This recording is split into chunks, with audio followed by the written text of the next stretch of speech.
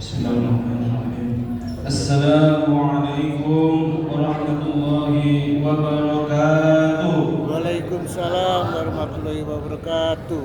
Alhamdulillahirabbil alamin. Assalatu wassalamu ala asyrafil anbiya'i wal mursalin wa ala alihi wa sahbihi rasulillahi ajma'in. Amma ba'du.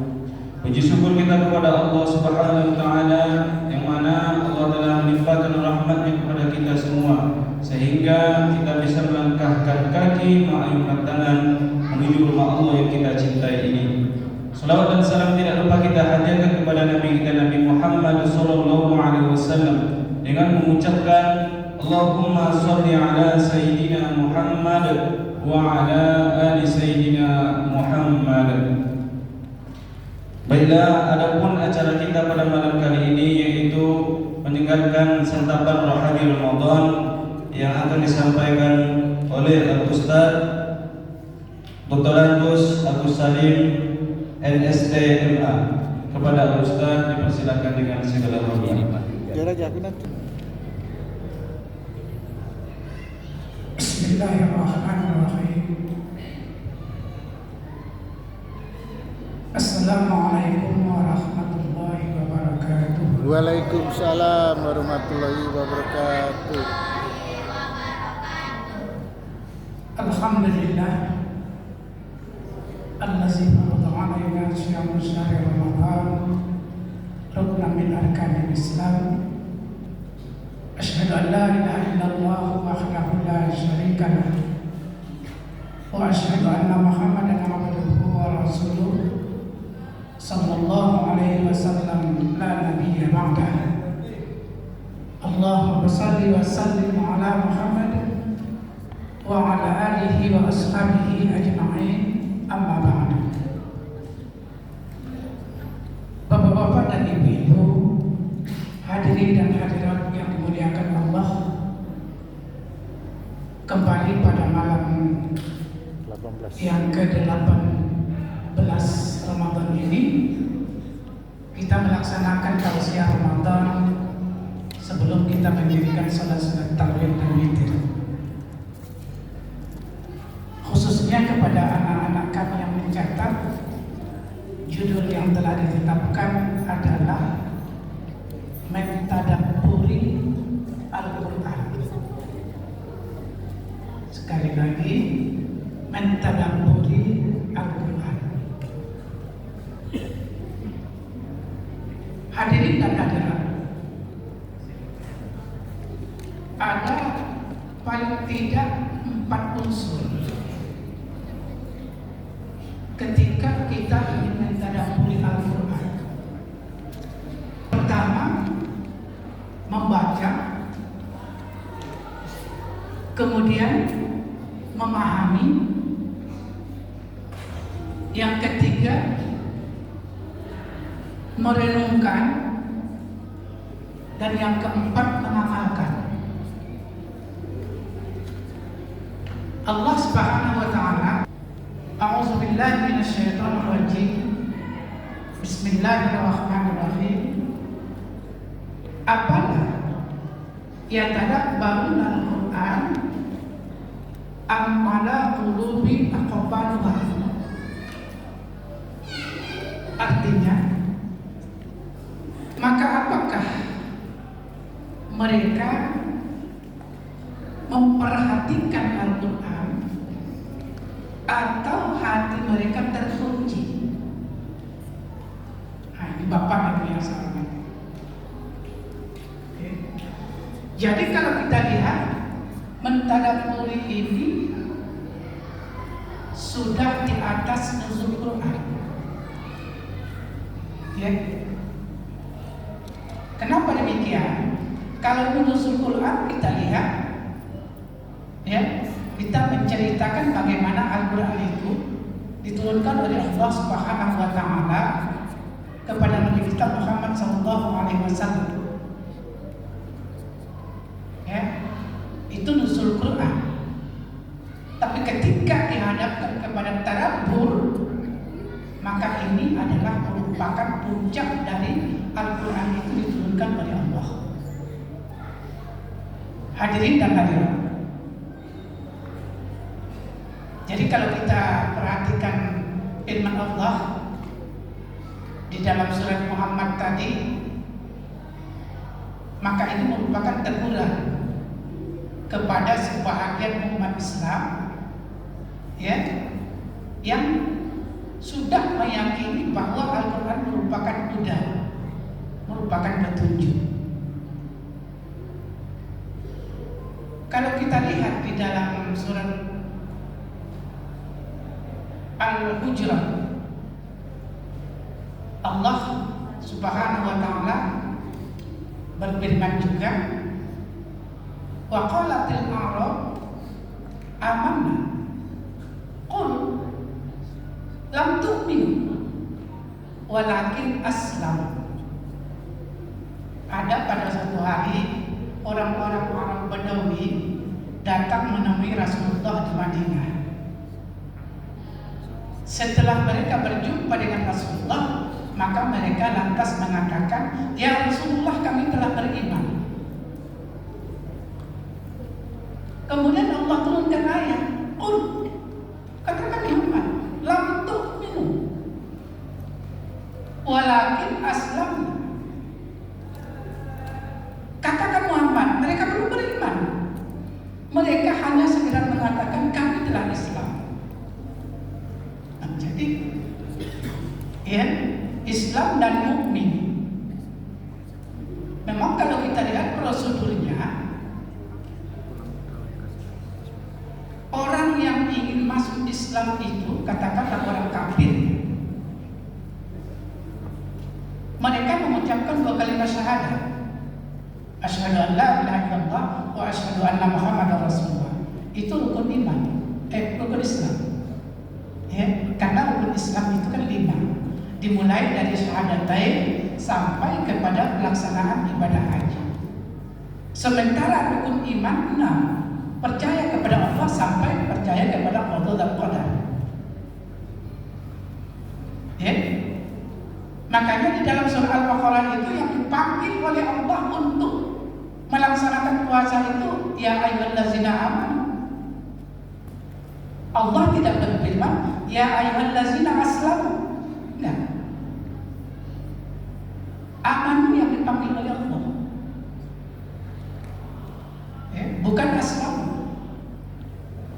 Ini oleh karena itu Bapak dan Ibu, prosedurnya Islam dulu baru beriman. Itu prosedurnya. Jadi nggak bisa orang langsung beriman, nggak bisa. Ya. Karena patutnya adalah syahadatain, asyhadu an la ilaha illallah wa asyhadu anna muhammadar rasulullah. Percaya Pak, mengucapkan 2 kalimat syahadat dulu, baru nanti ya iman menyusul. Nah Bapak dan Ibu yang saya hormati, tadi dikatakan bahwa prosedurnya baca, pahami, renungkan, baru amalkan. Ya. Jadi ketika kita membaca ayat Al-Quran, maka yang kita baca itu kita pahami. Ketika kita baca kemudian tidak kita pahami, ini susah untuk mentadabburinya. Ya. Karena nggak paham kita. Ya. Sebagai ilustrasi,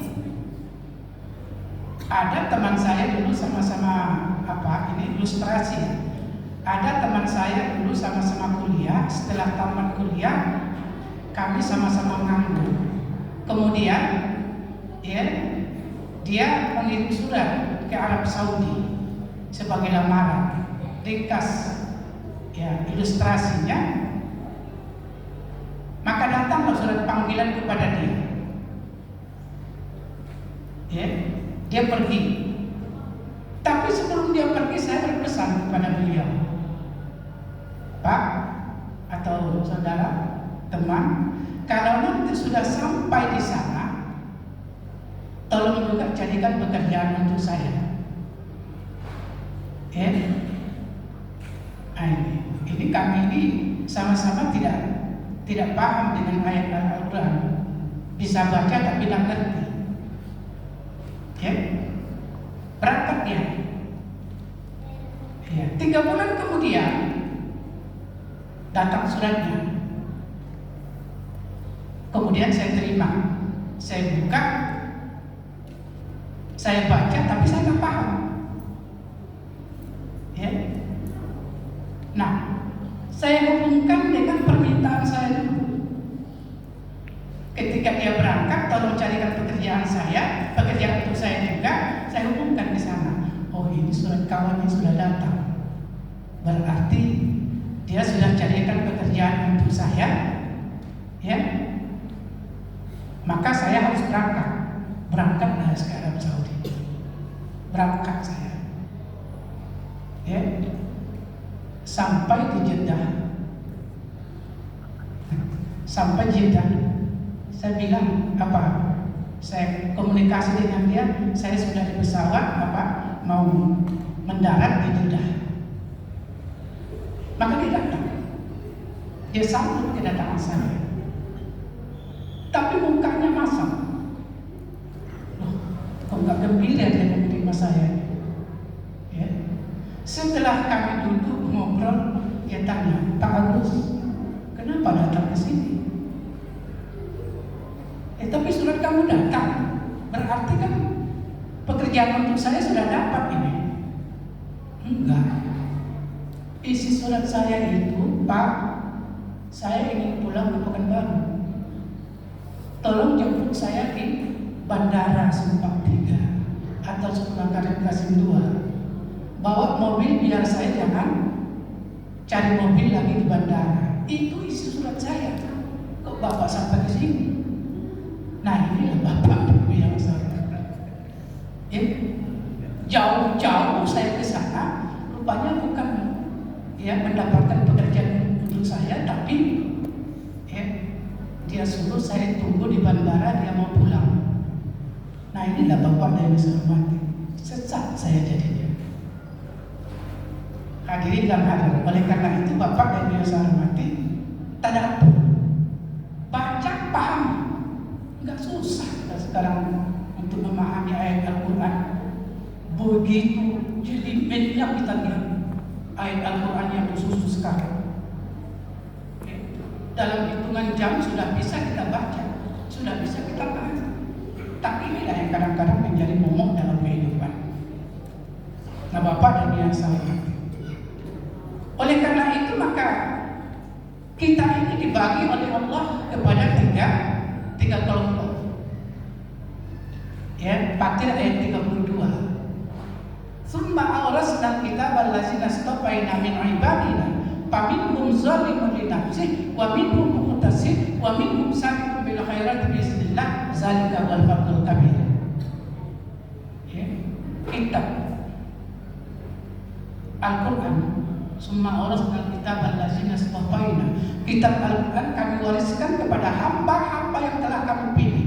Jadi kita ini manusia hamba Allah yang telah dipilihnya, karena Al-Quran diturunkan kepada Nabi kita, kemudian diwariskan kepada kita sebagai hudan linnas, petunjuk dalam kehidupan kita. Bapak dan Ibu sekalian. Namun bagaimana sikap mereka terhadap Al-Quran? Yang pertama, kami menzalimun li nafsi. Ada sekelompok orang yang menganiaya dirinya sendiri. Puasa, kata Allah, berapa banyak kita lihat yang tidak puasa? Dia sehat, tidak ada halangan syar'i, balik, berakal, sebagai syarat diwajibkan hukum Allah ada pada dirinya, tapi tidak puasa dia. Zalimun li nafsi. Ya. Bukan Allah yang menganiaya dia, tapi dia yang menganiaya diri sendiri. Yang kedua, muqtasid. Baik dan buruk sama-sama dikerjakan. Ya, puasa iya. Melakukan perbuatan maksiat di tengah puasa juga nggak tinggal. Sama-sama dilakukan. Ya. Nah, ini Bapak dan Ibu sekalian. Jadi ketika kita membaca ayat ini, merenungkan saya ini termasuk kepada golongan mana ini? Ya. Yang pertama, zalimul li nafsi, orang yang menganiaya diri sendiri. Yang kedua, muqtasid, sama-sama melakukan perbuatan maksiat dengan perbuatan taat kepada Allah. Dan yang ketiga, sabiqum bil khairat bismillah. Ya, berlomba-lomba melakukan kebaikan dengan izin Allah. Jadi ketika kita baca ayat ini, nah ini kalau kita sudah tadi baca, kita pahami, nah kita renungkan ayat ini. Saya ini masuk golongan mana ini? Orang zalim terhadap diri, orang yang pertengahan melakukan perbuatan baik dan yang mungkar, atau orang yang berpacu berlomba-lomba melakukan kebaikan. Yang kita bisa ukur diri kita dalam berdasarkan perbuatan ucapan yang kita lakukan dalam kehidupan. Nah ketika itu kalau rasanya sudah masuk ke kelompok pertama, kita zalim, berubah, jangan. Atau mungkin kelompok kedua, puasa ia berbuat dosa ia juga, jangan. Karena Allah sudah melarang. Wala talbisul haqqa bil batil wa taktumul haqqa wa antum ta'lamun. Al-Baqarah 23. Jangankan mencampur adukan antara yang hak dengan yang batil, antara yang halal dengan yang haram, antara yang diperintahkan dikerjakan dengan yang diperintahkan ditinggalkan. Jangan campur aduk. Berhenti kita. Maka kita masuk ke dalam kelompok yang ketiga, berlomba-lomba melakukan kebaikan ini seluruh. Inilah orang yang mentadabburi Al-Quran. Oleh karena itu Bapak dan Ibu yang saya hormati, maka tidak ada pilihan lain bagi kita kecuali kita menempatkan diri pada kelompok yang ketiga, sabiqu bil khairat bismillah. Orang yang berbuat kebaikan, berpacu berbuat taat kepada Allah, ya, karena itulah yang merupakan pilihan Allah terhadap kita sebagai umat ketika Allah menurunkan Al-Quran sebagai hidayah dalam kehidupan kita. Bapak dan Ibu yang saya hormati, dengan demikian maka mari kita tadabburi Al-Quran. Ketika kita sudah mentadabburinya, maka diharapkan akan berubah perbuatan dan ucapan kita ke arah yang lebih baik sebagaimana yang diperintahkan oleh Allah untuk kita laksanakan. Oleh karena itu maka hudan linnas merupakan suatu petunjuk yang benar-benar dapat kita amalkan dalam kehidupan kita. Inilah barangkali Bapak dan Ibu yang saya hormati dapat saya sampaikan. Mudah-mudahan ada manfaat kepada kita. Lebih kurang mohon maaf. Wabillahi taufiq wal hidayah. Assalamualaikum warahmatullahi wabarakatuh.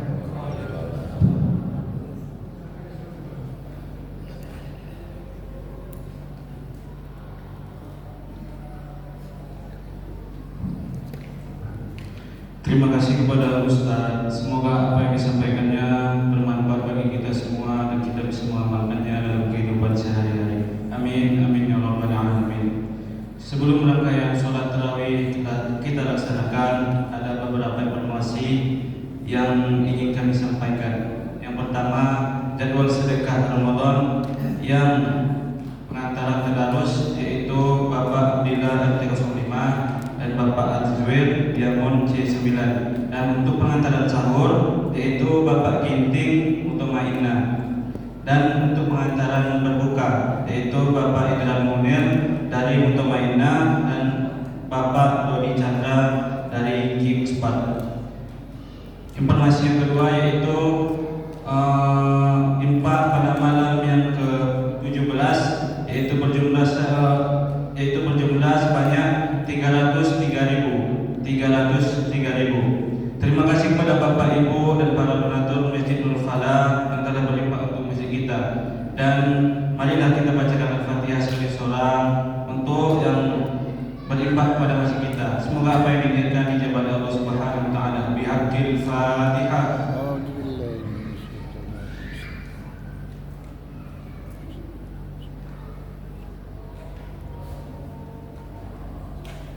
Amin. Dan yang terakhir petugas tarawih pada malam kali ini yaitu yang bertindak sebagai Bilal kami sendiri dan yang bertindak sebagai imam yaitu Saudara Fazal. Demikian kami mohon maaf, lebih kurang kami mohon maaf. Assalamualaikum